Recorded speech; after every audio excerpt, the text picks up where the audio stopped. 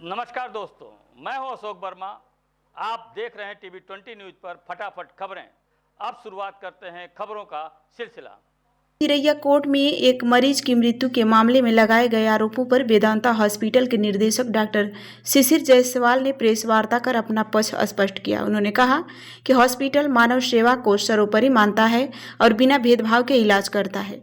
Doctor Jaiswal ने बताया कि मृतक मरीज से संबंधित सभी वीडियो साक्ष्य मौजूद हैं और आरोप निराधार है। उन्होंने कहा कि अस्पताल को बदनाम करने की साजिश के तहत सुनियोजित ढंग से माहौल बनाया गया है। उन्होंने यह भी स्पष्ट किया कि हॉस्पिटल में कोई बाउंसर या हथियारबंद सुरक्षा कर्मी नहीं है और स्टाफ के साथ दुर्व्यवहार किया गया। कोविड से लेकर गनशॉट इंजरी तक हॉस्पिटल ने हजारों जानें बचाई हैं और प्रत्येक मानव पर खरा उतरा है। वेदांता हॉस्पिटल आगे भी मानव सेवा के लिए कार्य करता रहेगा और सभी कानूनी जांच के लिए तैयार है।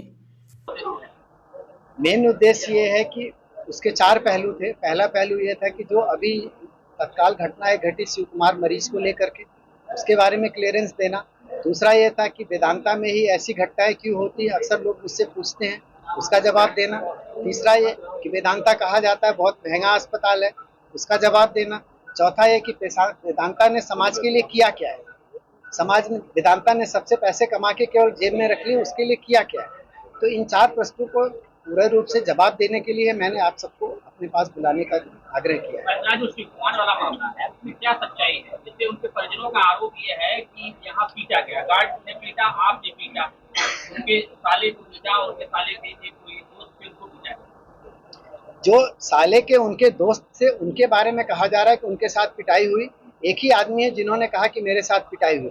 मैंने सिर्फ इतना कहा कि अगर 2 बजे रात को किसी को 18 लोग मिलके पीटेंगे, कहीं उन्होंने कहा कि डंडे हथियारदारों से भी पीटा है, कहीं कहा उन्होंने थप्पड़ से मारा गया।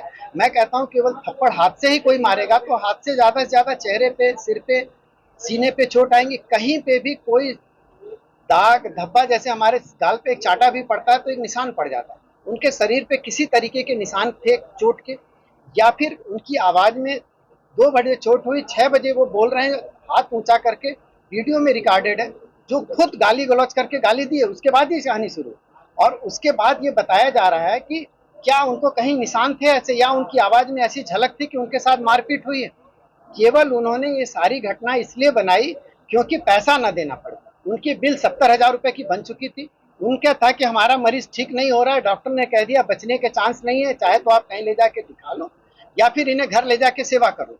तो वही आप देखिए, मैंने उनका लिखित भी लिया है, 70,000 रुपए उन्होंने जमा किए, जिसका हमने एक पैसा नहीं लिया, उनसे लिखवा के लिया है और उन्होंने लिख के दिया है कि मेरे साथ एक पैसा। और सारे वीडियो जब वो लाए गए थे तब भी बहुत क्रिटिकल स्टेज में थे, ऑपरेशन की सलाह दी गई उसका भी वीडियो, ऑपरेशन के बाद वेंटिलेटर पे शिफ्ट किया उसका वीडियो, ऑपरेशन के बाद जब वीडियो आयुष्मान में सारी सीरियस होते गए सबका वीडियो। इवन उन्होंने कहा 1:30 बजे रात को एक्सपायर हुई, सुबह 9:30 बजे वीडियो बनाया गया जिसमें डेट टाइम सब बोला गया। वो वहां पे खड़े हैं। उसके बाद जब वो एम्बुलेंस में शिफ्ट हुए हैं, एम्बुलेंस में लेटा दिया गया है, उनके दूसरे एम्बुलेंस के एम्प्लॉय सक्शन कर रहे हैं, उस समय भी वो अपने हाथ चला रहे हैं, अपने गर्दन को हिला रहे हैं, सांस ले रहे हैं बिना किसी ऑक्सीजन। तो क्या उस समय उनकी डेथ हो चुकी? जिसका डेथ हो जाएगी वो सांस लेगा, वो सिर हिलाएगा, वो हाथ हिलाएगा? संभव नहीं। कोतवाली में दिया है तहरीर जो दी है, हाँ, तो उसमें ये कहना है कि जो है इसका सीसीटीवी फुटेज पुलिस देखे। सुन लीजिए, तो वो चीजें तो मैंने दिया है, सारे प्रमाण मेरे पास है। दूसरी बात, उस मरीज के मरने के बाद उसका पीएम भी हुआ है, जिसको पोस्टमार्टम कहते हैं। पोस्टमार्टम में भी क्लियर हुआ कि उसकी डेथ अभी हुई है। तो 1:30 बजे रात, भाई कहने के लिए, बदनाम करने के लिए आप कोई किसी को कुछ कह दीजिए, लेकिन उसका कुछ प्रमाण तो हो। कोई प्रमाण नहीं, मेरे सारे प्रमाण है, लेकिन बस वही कि मैं हर किसी के पीछे कितना दौड़ता हूँ। अभी उससे पहले एक घटना, एक कोई वो थी बिहार, उजाला यादव गए, उन्होंने कहा कि साहब हमारा मरीज आईसीयू में, वही वीडियो है मेरे पास। वो मरीज मेरे पास आयुष्मान से भर्ती होता है, उसका 1 रुपया खर्च नहीं होता है, 4 दिन यहाँ इलाज होता है, चौथे दिन उसकी डिस्चार्ज होता है। डिस्चार्ज होने के बाद वो चल के अपने पैरों से गाड़ी में बैठ के जाता है, जिसका वीडियो मेरे पास है। उसके बाद वो अगले 4 दिन घर पे स्वच्छ रहता है, ठीक रहता है। फिर उसके बाद वो दिखाने के लिए लामन और लोहिया में ले जाते हैं, वहां भर्ती करते हैं, वहां पे उसकी डेथ होती है। तो भी कहा जाता है कि वेदांता में वो सीरियस हो गया और मर गया। अब बताइए मैं इस चीज का प्रमाण कैसे दूं? अगर समाज में लोग, यादव का ये भी कहना था कि जैसे बच्चा यहाँ सीरियस था, आप उसको कहते थे कि नाटक कर रहा है, बहाना कर रहा है, ऐसा कुछ बात नहीं।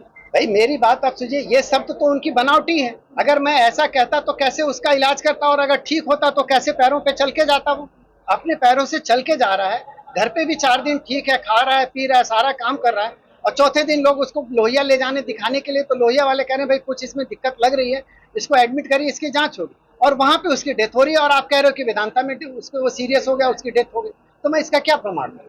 हॉस्पिटल में एक और आरोप लगता है कि हॉस्पिटल बहुत महंगा है, वेदांता हॉस्पिटल। मैंने इसका जवाब अभी दिया सर। मैं आपसे यही जवाब, देखिए सर, मेरे पास 90% क्रिटिकल पेशेंट आते हैं। इसका एक ही प्रमाण है कि अगर हम कोतवाली से पीआई निकालें, जिसे पुलिस इंफॉर्मेशन कहते हैं, जिसमें गन शॉट इंजरी, पॉइजन के पेशेंट, क्रिटिकली इल पेशेंट, और जो मार धाड़ करके पेशेंट आते हैं, उसमें आधा से ज्यादा केवल वेदांता का योगदान होगा, और आधे में पूरा जनपद है।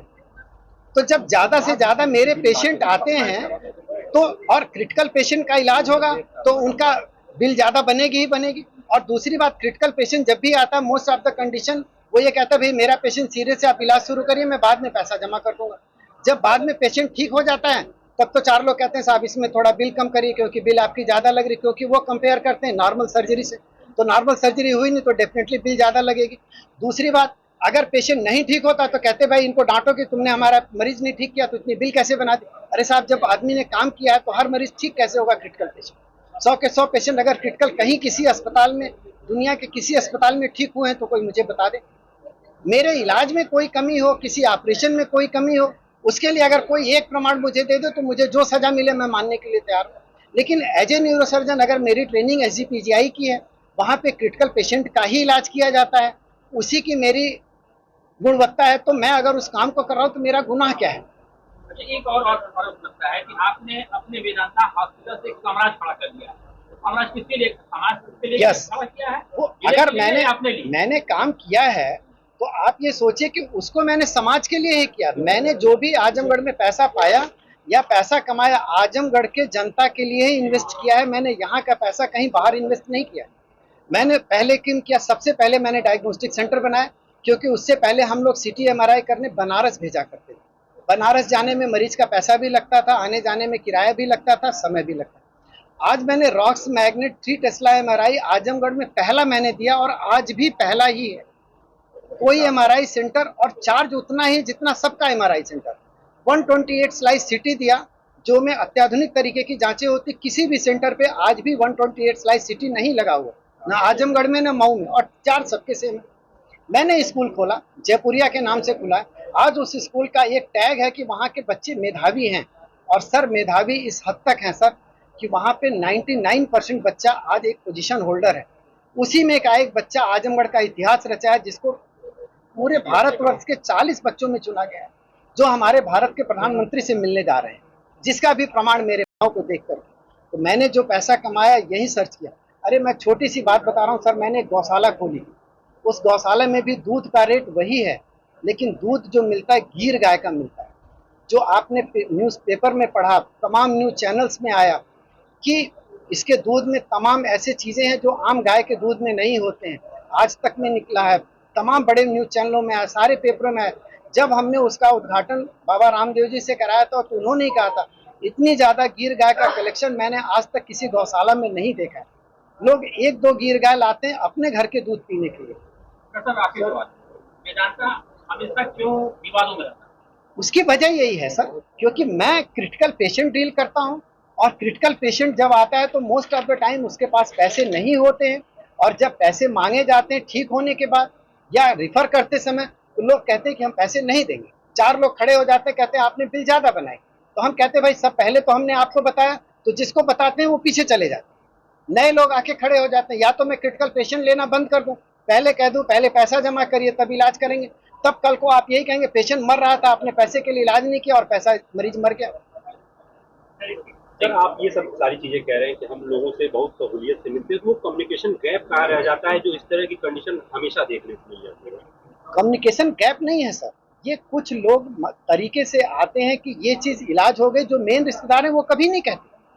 उनको आप उनके साथ मारपीट नहीं पाएंगे कि इनका बच्चा है इनके पिता के साथ मारपीट हुई, नहीं, न वो उनके परिवार का सदस्य होते हैं न उनके रिश्तेदार होते हैं। 99% कंडीशन में 1% अपवाद हो सकता है कि वो कोई बाहरी होते हैं, केवल अपने आप को हीरोगिरी बनने के चक्कर में कि मुझे पैसा ना देना पड़े, मैं अभी आया हूं तो मैं आईसीयू में क्यों नहीं घुसूंगा, मुझे आप कैसे रोक सकते हैं। तो मुझे गाली कम देते हैं, उन लोगों को गाली देते हैं जो इसी क्षेत्र के हैं, इसी देहात के हैं, चाहे वो सिस्टर हैं, चाहे वो गार्ड हैं, चाहे वार्ड बॉय हैं।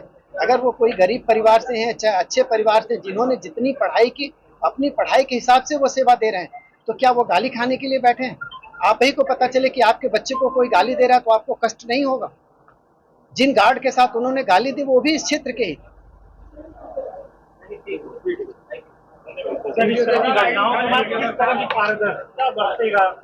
अब एक ही चीज है कि मैं अपने प्रशासन को छोटी छोटी चीजों में इन्वॉल्व करने की कोशिश करूंगा। अगर कोई भी घटना होगी तो मैं पुलिस को बुलाऊंगा। उस दिन भी मैं पुलिस को बुलाने जा रहा था तो लोगों ने कहा इन्होंने शराब पी रखी, अभी पुलिस को बुलाएंगे, पुलिस बंद करके चार टाटा देगा, बिना बात में बात का बतंगड़ बनेगा। तो आप ऐसा मत करिए, पुलिस को मत बुलाइए, हम कर दिए। और